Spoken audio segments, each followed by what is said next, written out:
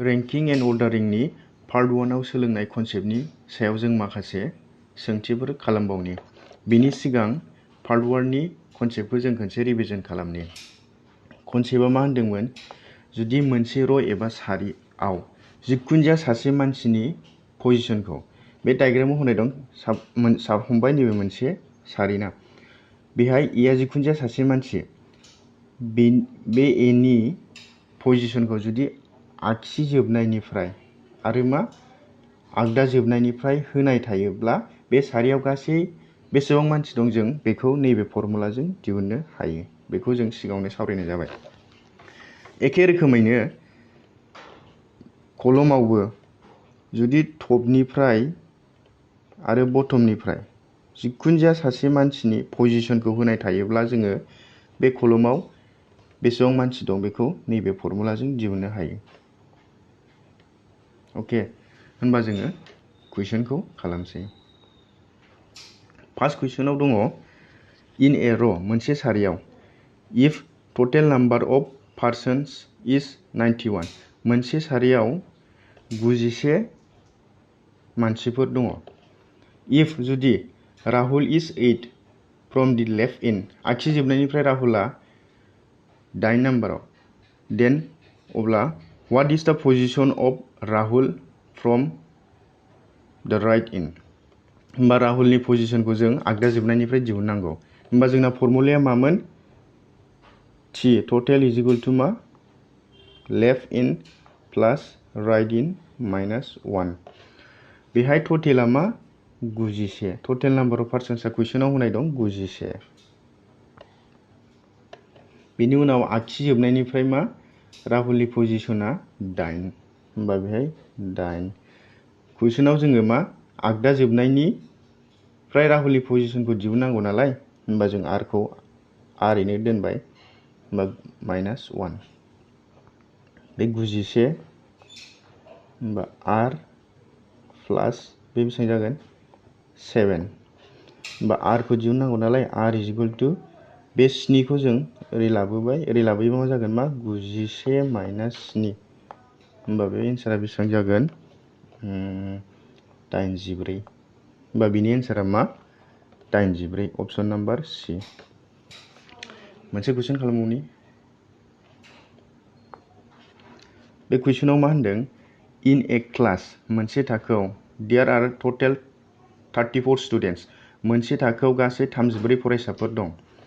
If जुदि सान ranks 7 from the bottom then what will be the सान्स rank from the top होमबा मा साननि रेंकखौ टपनिफ्राय बेसेबां जायो जों बेखौ दिहुननांगौ। जोंना फर्मुलाया मा बेनिया कलमनिया टटेल इज इक्वल टु मा टप प्लास बटम माइनास 1 बेहाय मा टटेल स्टुडेन्टसा बेसेबां मा 34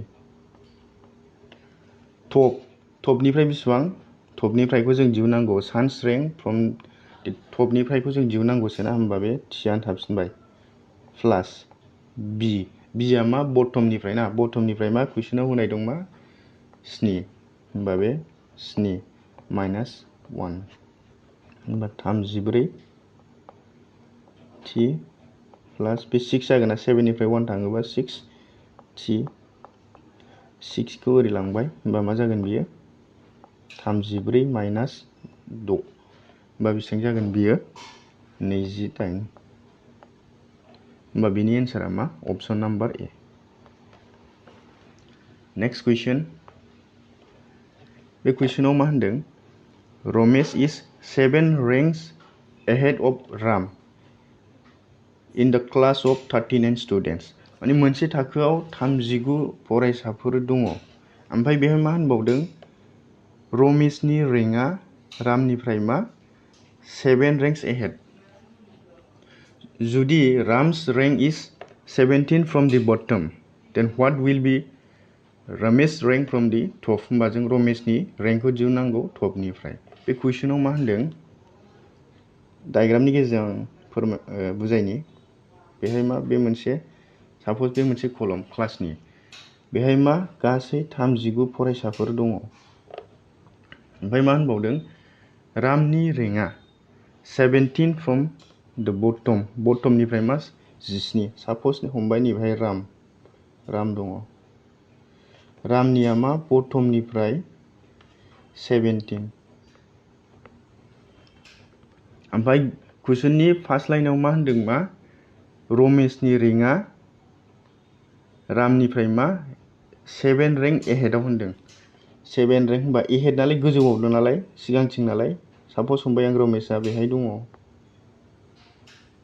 होमबा रमेशनि रेंकखौ जोङो बटमनिफ्राय मोननोबा मा खालामनांगोन, रामनि पजिशनजों 7 प्लास खालामनांगोन।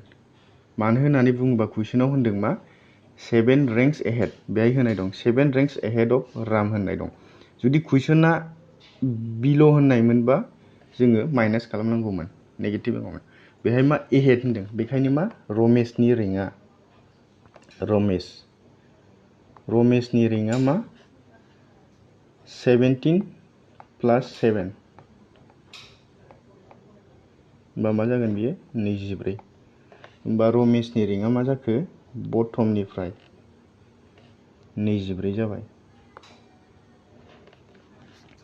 दानिया कुइसनाव मा सोंदों, रमेशनि रेंकआ टपनिफ्राय बेसेबां जागोन। होमबा जों बेखौ बोरै दिहुनगोन, जोंनाव गासैबो डाटायानो फैजोबखाबाय। जोंना फर्मुलाया मामोन, टटेल इज इक्वल टू मा टप प्लास बटम माइनास 1 ना।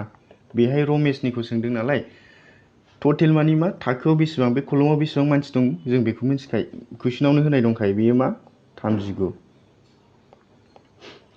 टपनिफ्राय दिहुननांगौ रमेशनिखौ, होमबा थियानो थाबाय, प्लास बटमनिफ्राय रमेशनिया बेसेबां मोनखो जोङो 24 मोनबायना, बे 24 माइनास 1, होमबा 39 इज इक्वल टू टि, बे बेसेबां जागोन, मा 24निफ्राय 1 थाङोबा बेसेबां थागोन 23, होमबा टिखौ लाखिबाय, 23आ ओरै थाङोबा बेसेबां थागोन, बियो 16 थागोन ना। होमबा बिनि एन्सारा बेसेबां, मा 16 जागोन। दिनैनि भिडिअआ एसेनोसै। नोंथांमोना भिडिअखौ नायनानै माबायदि मोनदों कमेन्ट खालामबानो जाबाय। गोजोन्थों, थेंक इउ।